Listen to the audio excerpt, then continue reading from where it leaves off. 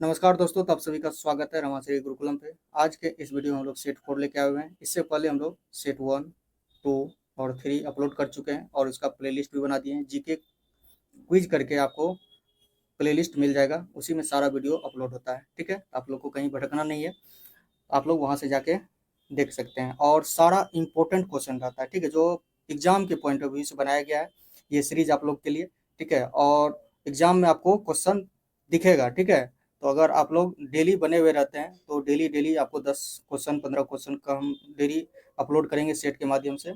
और यही 2 से 3 मंथ के बाद आपका एक कलेक्शन हो जाएगा जीके का, और जो एग्जाम में पूछता भी है और जो क्वेश्चन आप गलत करके भी आते हैं। ठीक है, हम वही क्वेश्चन को सेट में रख रहे हैं जो क्वेश्चन बार बार गलत होता है। ठीक है, इजी क्वेश्चन सबको याद रहता है, थोड़ा जो कंफ्यूजन वाला क्वेश्चन रहता है हम उसी क्वेश्चन को सेट के माध्यम से आप लोग के पास ला रहे हैं। ठीक है, तो सेट और ये भी क्वेश्चन आपको देखने से पता चलता होगा कि कितना कंटेंट सही है।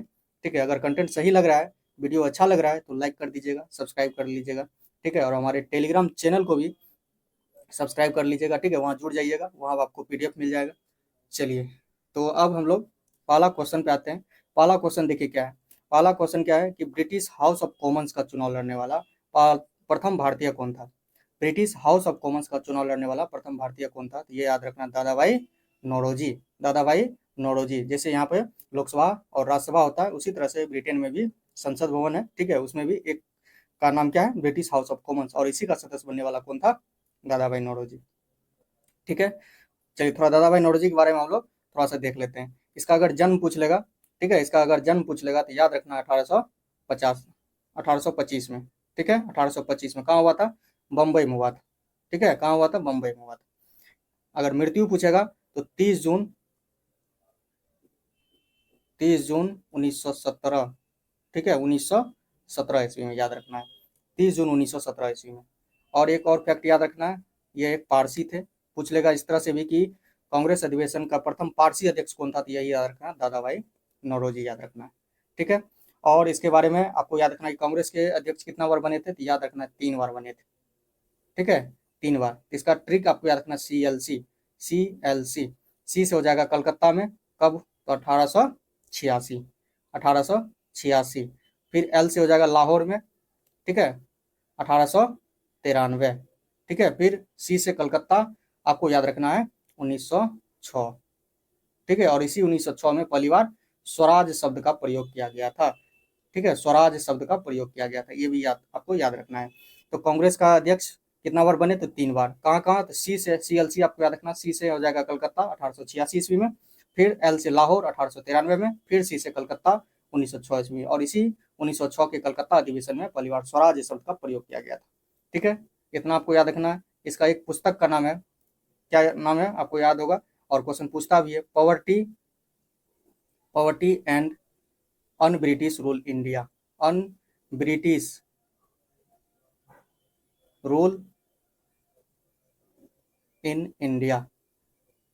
ठीक है, ये भी आपको याद रखना है।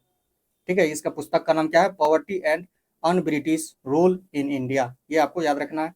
एक और पुस्तक इसका नाम है रस्ट गफ्टूर। ठीक है, सॉरी, रस्ट गफ्टूर, रस्ट गफ्तूर। ठीक है, ये भी आपको याद रखना है, रस्ट गफ्तूर भी दादा भाई नौरोजी का पुस्तक है। इतना आपको याद रखना है। ठीक है, एक और आपको याद रखना, धन निकास का सिद्धांत किसने दिया था, आपको याद रखना, धन निकास का सिद्धांत किसने दिया, तो आपको याद रखना है दादा भाई नौरोजी। ठीक है, धन निकास का सिद्धांत किसने दिया, दादा भाई नौरोजी, ये भी आपको याद रखना है। एक और क्वेश्चन पूछता है कि grand old man of India किसको कहा जाता है, grand old man of India, grand old man of India किसको कहा जाता है, ये भी आपको याद रखना है, तो दादा भाई नौरोजी। ठीक है, grand old man of India किसको कहा जाता है, दादा भाई नौरोजी को। ठीक है, इतना आपको याद रखना है। या इंग्लिश में पूछ लेगा, ड्रेन थ्योरी कौन दिया था, ड्रेन थ्योरी किसने दिया था। ठीक है, ड्रेन थ्योरी किसने दिया था, तो आपको याद रखना है, दादा भाई नौरोजी ने। ड्रेन थ्योरी क्या था, तो वही धन निकास का सिद्धांत। ठीक है, धन निकास का सिद्धांत, इसका क्या था, इसमें कि जितना भी भारत का संपत्ति था वो कहाँ जा रहा था, इंग्लैंड जा रहा था। मतलब अंग्रेज अधिकारियों को वेतन धन, मतलब भारतीय राजस्व में से देना चालू किया। पेंशन भी भारतीय राजस्व में से, भारत का पैसा से ही पेंशन अधिकारी अंग्रेज अधिकारियों को। ठीक है, सेना पर भी खर्च कौन कर रहा था, अंग्रेजी सेना पर, सारा खर्च भारत का पैसा से। ठीक है, ब्रिटेन को भेजा जाने वाला सारा लाभ, ठीक है, व्यापारिक मुनाफा, सारा चीज, मतलब भारत का पैसा, मुनाफा कौन कमा रहा था? ब्रिटेन कमा रहा था। तो वही है धन निकास का सिद्धांत, ठीक है। तो इससे क्या हो रहा था कि अंग्रेज अमीर होते जा रहा था और भारत का जनता, भारत गरीब होते जा रहा था, ठीक है, भारत का पैसा बाहर जा रहा था। तो यही सिद्धांत किसने दिया था? आपको याद रखना, दादा भाई नौरोजी, ठीक है। तो इतना आपको याद रखना है। चलिए, एक क्वेश्चन है, लेकिन इससे आपको 4-5 फैक्ट आपको देखने को मिल जाएगा। चलिए अगला प्रश्न क्या देखिए, ब्रिटिश हाउस ऑफ कॉमन्स का चुनाव लड़ने वाले प्रथम भारतीय कौन थे और प्रारंभ में चुनाव हार गए थे? ये आपको याद रखना है, ठीक है। क्या याद रखना है? कि पहली बार चुनाव यही लड़े थे, ठीक है। याद रखना है, पहली बार चुनाव डब्ल्यू.सी. बनर्जी ही लड़े थे, ये आपको याद रखना है। लेकिन ये चुनाव हार गए थे, ठीक है। तो पहला अगर पूछेगा कि पहला भारतीय कौन था जो ब्रिटिश हाउस ऑफ कॉमन्स का चुनाव लड़ा था, तो याद रखना ब्रिटिश हाउस ऑफ कॉमन्स का चुनाव लड़ने वाला डब्ल्यू.सी. बनर्जी, लेकिन ये चुनाव हार गए थे। इसके बाद दादा भाई नौरोजी चुनाव लड़े थे और वो जीत गए थे, ठीक है, ये याद रखना है। तो पहली बार डब्ल्यू.सी. बनर्जी, लेकिन चुनाव हार गए। दूसरी बार अगर पूछेगा तो दादा भाई नौरोजी चुनाव लड़े और जीत गए, ठीक है। अगला प्रश्न देखिए क्या है, ब्रिटिश हाउस ऑफ कॉमन्स के लिए निर्वाचित होने वाले प्रथम भारतीय कौन थे? तो याद रखना दादा भाई नौरोजी, ठीक है। इसी डब्ल्यू.सी. बनर्जी के बाद चुनाव लड़े थे दादा भाई नौरोजी और चुनाव जीत के गए थे, हाउस ऑफ कॉमन्स का सदस्य बने थे, ठीक है। चलिए अगला प्रश्न देखते हैं हम लोग। चलिए अगला प्रश्न क्या है देखिए, अगला प्रश्न है दादा भाई नौरोजी किस पार्टी के उम्मीदवार थे? तो लिबरल पार्टी के उम्मीदवार के रूप में कहाँ से चुनाव जीता था? तो याद रखना है फिंसबरी सेंट्रल, ठीक है, लंदन में। फिंसबरी कहाँ जगह का नाम है? लंदन में एक जगह का नाम है फिंसबरी सेंट्रल, और उसी चुनाव में हाउस ऑफ कॉमन्स का चुनाव जीते थे, ठीक है। वहीं से सदस्य बने थे फिंसबरी से। याद रखना किस पार्टी से? तो लिबरल पार्टी से। और कब जीते थे? 1892 में, ये आपको याद रखना है, ठीक है। कहाँ से चुनाव जीते थे दादा भाई नौरोजी? तो आपको याद रखना फिंसबरी, ठीक है, फिंसबरी। कब जीते थे? 1892, ये आपको याद रखना है। किसका सदस्य बने थे? ब्रिटिश हाउस ऑफ कॉमन्स का। किस पार्टी का? तो आपको याद रखना लिबरल पार्टी का, लिबरल पार्टी का, याद रखना। चलिए अगला प्रश्न देखते हैं हम लोग। अगला प्रश्न क्या है देखिए, बंगाल विभाजन की घोषणा किस वायसराय ने किया था?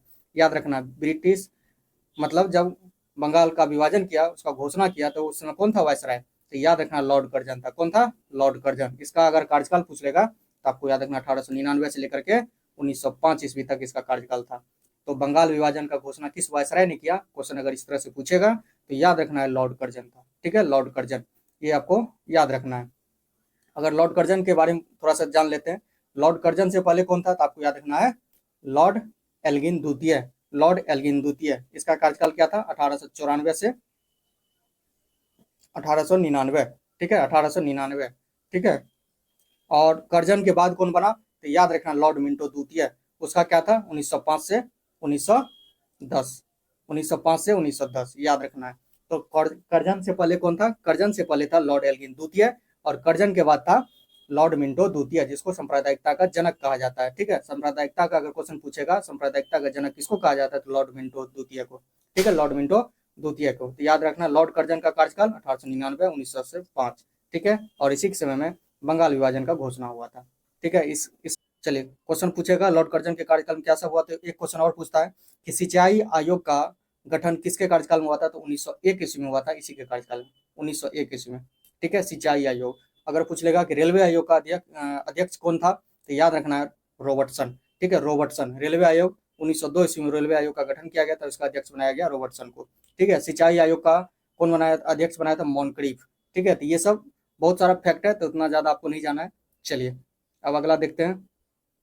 चलिए अगला प्रश्न क्या है देखिए, अगला प्रश्न है बंगाल विभाजन की घोषणा कब हुआ था?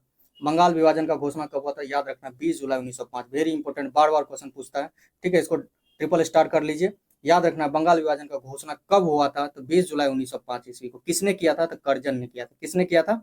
कर्जन ने किया था, याद रखना कर्जन। इसका कार्यकाल क्या है? 1899, 1899 से 1905, ठीक है, 1899 से 1905।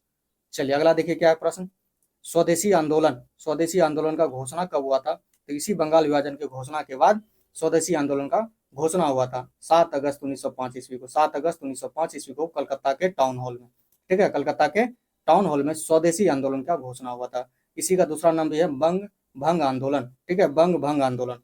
ये भी क्वेश्चन पूछता है, बंग भंग आंदोलन, ठीक है, भंग बंग भंग आंदोलन किसको कहा जाता है? स्वदेशी आंदोलन को ही कहा जाता है, ठीक है। और कब हुआ था? 7 अगस्त 1905 ईस्वी को, 7 अगस्त 1905 ईस्वी को। अगला प्रश्न क्या देखिए, अगला प्रश्न बंगाल विभाजन कब से लागू हुआ? ठीक है, घोषणा तो 20 जुलाई को हो गया था, लेकिन लागू कब से हुआ, तो 16 अक्टूबर 1905 ईस्वी को। 16 अक्टूबर 1905 ईस्वी को याद रखना है। 16 अक्टूबर 1905 ईस्वी को बंगाल विभाजन लागू हुआ। ठीक है, पश्चिम बंगाल जो अभी का क्षेत्र है उसी को पहले जो अभी बांग्लादेश है, ठीक है, वो सब एक ही था। ठीक है, तो उसी को बांट दिया था पश्चिम बंगाल और पूर्वी बंगाल करके। पूर्वी बंगाल अभी का बांग्लादेश है, याद रखना है। ठीक है, बंगाल विभाजन कब से लागू हुआ, तो 16 अक्टूबर 1905 ईस्वी को। अगला प्रश्न क्या देखिए, बंगाल में शोक दिवस कब से मनाया जाता है, तो 16 अक्टूबर 1905 ईस्वी को। ठीक है, उसी दिन जब से लागू हुआ था बंगाल विभाजन, उसी दिन उस दिन को शोक दिवस के रूप में मनाने का घोषणा किया गया। तो याद रखना 16 अक्टूबर 1905 ईस्वी को। चलिए, तो समझ गए कि बंगाल में शोक दिवस कब से मनाया गया, तो 16 अक्टूबर 1905 ईस्वी को, मतलब जिस दिन बंगाल विभाजन लागू हुआ था। ठीक है, जब से लागू कर दिया था जिस दिन से, उस दिन को शोक दिवस के रूप में मनाने का घोषणा किया था। ठीक है, याद रखना 16 अक्टूबर 1905 ईस्वी को शोक दिवस। और उसी दिन रविन्द्रनाथ टैगोर ने भी राखी दिवस मनाने का घोषणा भी किया था। राखी दिवस, ये भी क्वेश्चन पूछता है, राखी दिवस मनाने का घोषणा किन्होंने किया था, किसके द्वारा, आपको याद है रविन्द्रनाथ टैगोर के द्वारा। रविन्द्रनाथ टैगोर के द्वारा, ये आपको याद रखना है। ठीक है, रविन्द्रनाथ टैगोर के द्वारा। चलिए, अगला देखिए, थोड़ा सा महत्वपूर्ण तथ्य क्या सब था। प्रथम भारतीय सांसद, ठीक है, ब्रिटिश हाउस ऑफ कॉमन्स का सदस्य दादाभाई नौरोजी। ठीक है, बंगाल विभाजन के जनक किसको कहा जाता है, तो याद रखना लॉर्ड कर्जन को। स्वदेशी आंदोलन प्रारंभ 7 अगस्त 1905 ईस्वी को।